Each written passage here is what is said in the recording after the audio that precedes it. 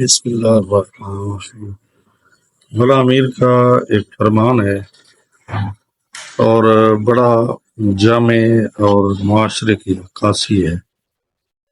اور اس میں عزت نفس کا بڑا خیال رکھا گیا ہے، عزت نفس کے حوالے سے۔ فرمایا فوت الحاجت، حاجت کا فوت ہو جانا، ضرورت کا ختم ہو جانا، یعنی ایک ضرورت تھی آپ کو،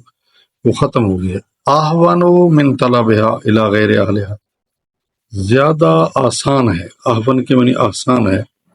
من طلبها، اس کو طلب کرنا، الی غیر اہلها، اس کے غیر اہل سے، یعنی نا اہل سے، نا اہل سے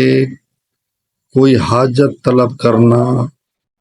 کرنے سے بہتر ہے کہ تمہاری حاجت پوری ہی نہ ہو، حاجت ختم ہو جائے، ضرورت